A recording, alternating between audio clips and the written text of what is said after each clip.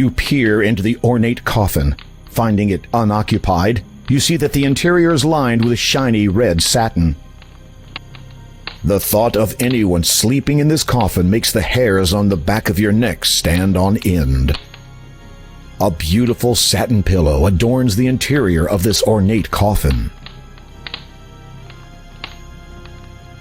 At long last, you have located the final gem, the death gem. You breathe deeply, reach out, and take the stone in your hands. It is ice cold to the touch, but you don't care. This is the last thing you need to unlock the door of destiny. Now all you have to do is get out of here.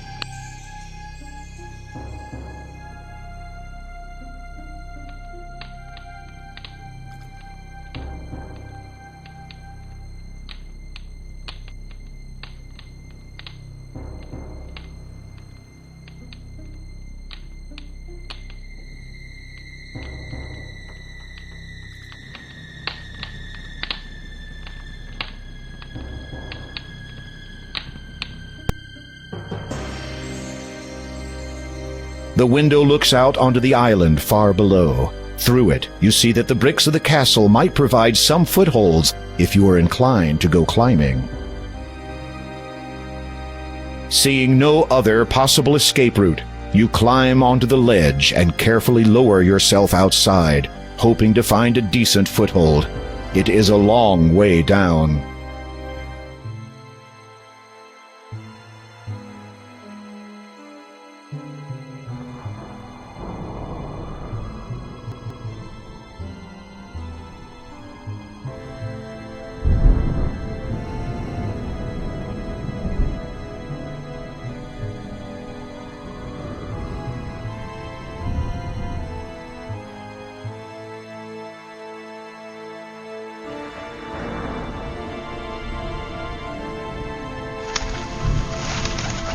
Suddenly, you hear a swishing noise in your ear. It's joined by two others.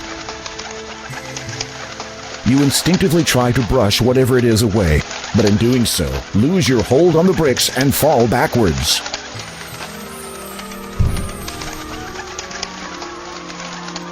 Time slows as you fall, and your world turns black.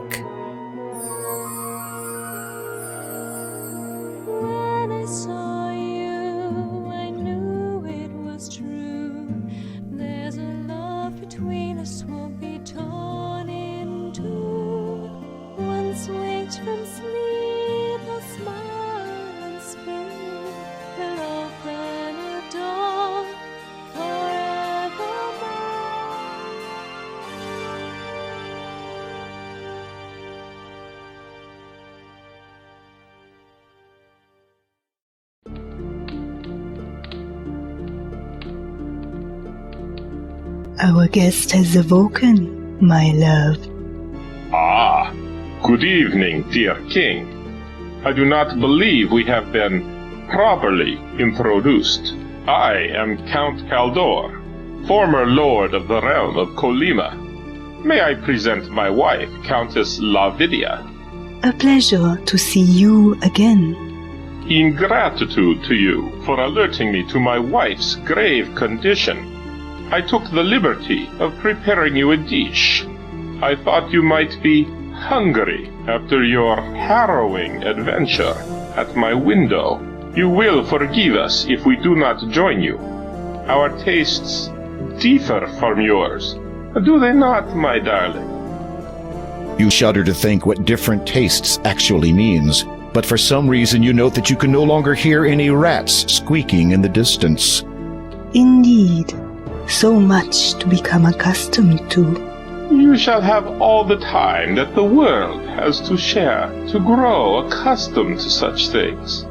Well, perhaps 30 years. Should the father locate the item by then, there might not be enough world left for anyone afterwards.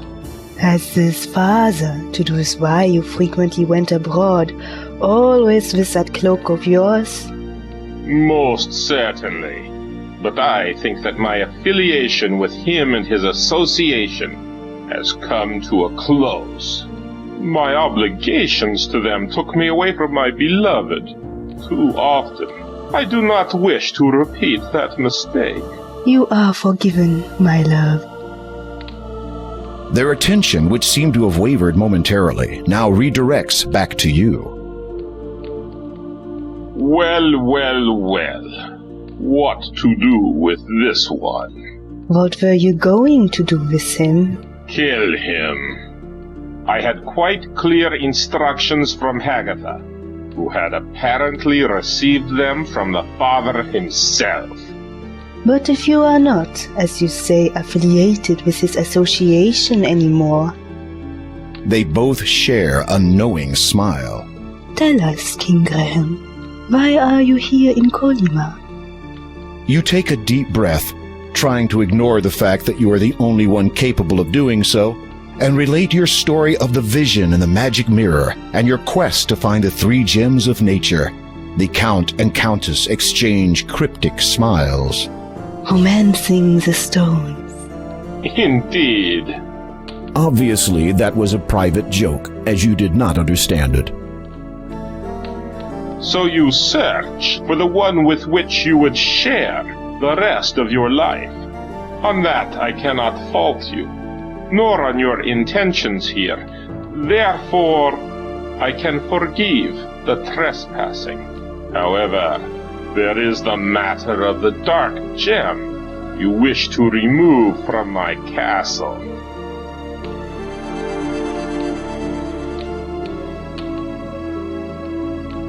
I place a deal before you. I am looking for a magnificent sapphire-encrusted tiara. It is a valuable family heirloom and has been on this estate for centuries. This castle and its estate are old, though. It could be virtually anywhere, in any number of hiding places.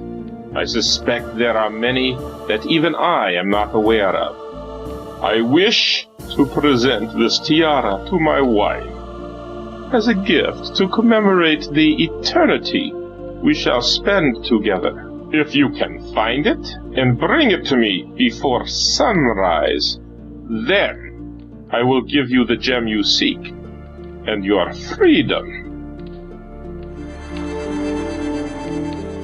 You nod, unable to believe that you have virtually been ushered away from death's door just so you can run an errand for a couple of vampires.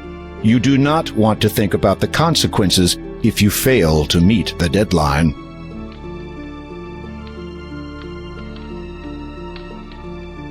Pardon my asking, but as the Countess of this realm, I presume you have lived in this castle before now? Yes, that is so. Then how did you come to live in that old house by the sea? After my husband died, I continued to live in the castle for a time. I watched my newborn son grow into a man, marry, and have a child of his own. Possum. Yes. Shortly after her birth, however, my son and his wife both befell a tragic end at the hands of... The Countess looks pained and appears unable to continue. I apologize if I have caused you to relive your grief. A vampire cannot truly feel grief, but perhaps my wife still recalls hers. I shall continue for her, if you so wish. Please, if I may know, how were your son and daughter-in-law lost to you? They were slain by the Brotherhood. The Brotherhood? You have met them at the church. Your mind reels, so that is the connection. Why would the Brotherhood kill your heirs? Oh. As you have just guessed, the Brotherhood wish an end to the reign of my family. Why else would they give you the means to penetrate my domain, so that you could do their dirty work for them? The Cross Key. Exactly. Stolen from me through stealth, and their own brand of magic. The Counts of Colima have all descended from a single bloodline. We have always been partial to change, as opposed to the stagnating status quo of the Brotherhood. Over the last few decades, the Brotherhood have tried to dispose of my family as best they could. That which I am now was brought about by them. They were the ones who set the monstrous, infected bat upon me. Long have I cursed my ineptitude. I should have used magic to defend myself. Do not be so hard on yourself, my dear. I remember that night well. That hideous creature gave you no chance. Perhaps. But I should have awoken from my dark sleep sooner. Then I would have been able to protect our beloved son and his wife, and you would not have been forced to flee the castle, to live out your days in that wretched old house, under a false identity. It was not so bad a time. Dear little possum loved it. I hope she will be as happy in her new home. She has a new life now, with no reason to fear any more. This Brotherhood, are they real monks? They were once, but something happened to them. Local folklore would have you believe that Weirwood Forest is a host to certain entities, spirits of the wild they are called. And what of them? I believe the monks encountered these spirits. What occurred specifically is beyond anyone's knowledge but their own. But it is evident that the men were given the ability to transform themselves. Unfortunately, their minds were apparently transformed also. They began to believe they were destined to rule, and since have presented great danger to myself and my family. So the danger you face is not a result of some decades-old feud? Not at all, dear king, though history will likely reflect such. But, to answer your question, the members of the Brotherhood are no longer the goodly monks they once were. They do not represent their fellow brethren well. So, I have until just before sunrise to retrieve this tiara? That is correct. And if I am unable to before that time? The Count's eyes glint red as he looks directly into your own. For your own sake, I shall hope that you are successful. You bravely suppress a shudder. It seems clear that you are not off the hook yet. The Count has nothing. The Countess.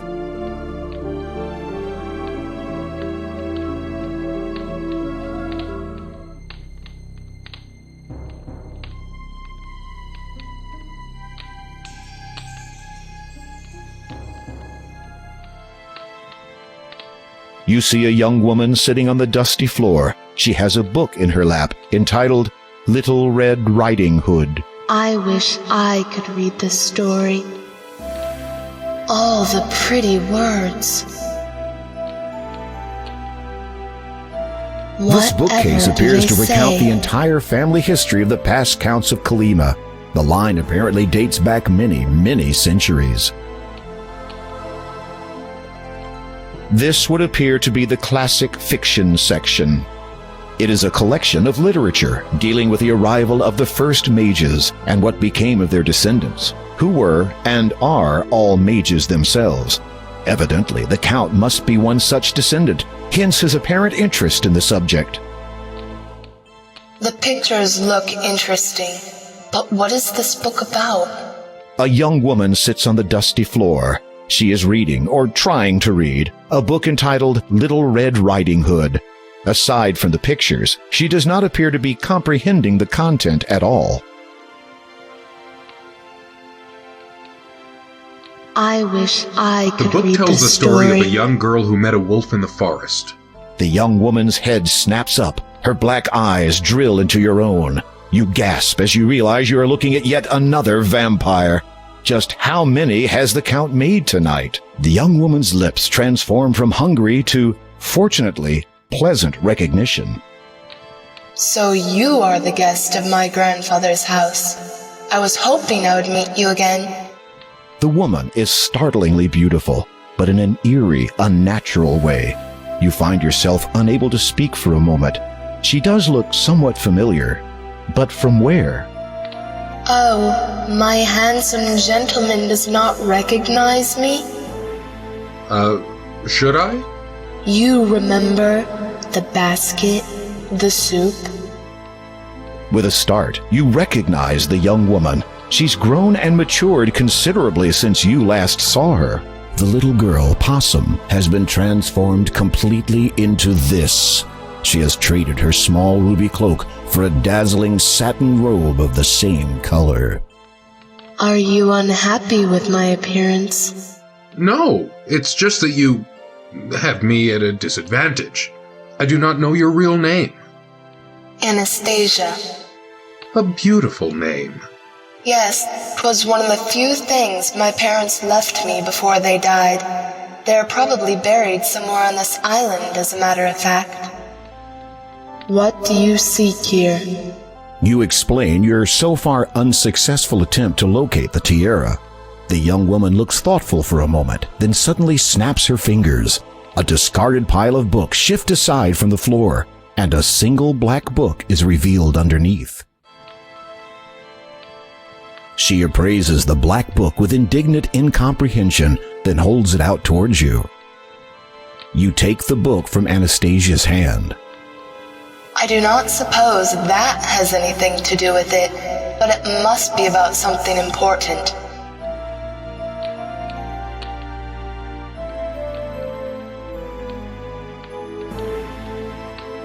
How do you feel about what the Count has done to you? I am not sure. I suppose I should be grateful. Grateful?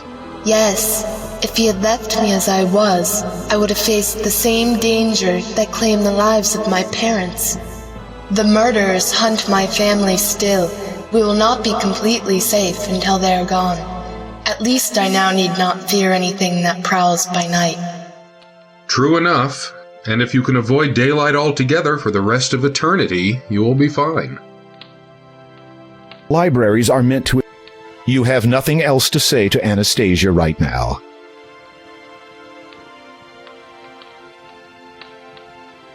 This black book is entitled Sleepy Hollow. It feels lighter than its size would suggest. You open the book and are surprised to discover not pages, but a hollowed-out section in which sits a silver key. The key's handle resembles the shape of a sleeping child. There also appears to be something written on the back cover of the book. In the hollow, you can see that the inside back cover has been written on. Some words have been scrawled onto the paper. They are faded, but still mostly legible.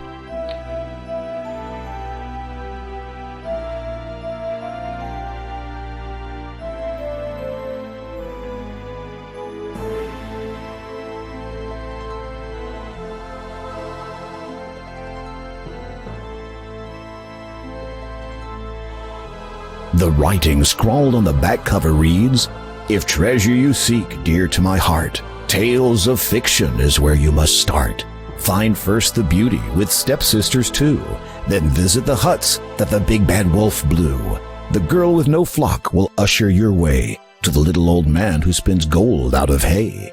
Those two star-crossed lovers shall be your last guide. They'll lead you to riches that pirates did hide. What you earnestly seek shall now truly be yours, though get it part wrong, and you'll be greeted by Mars."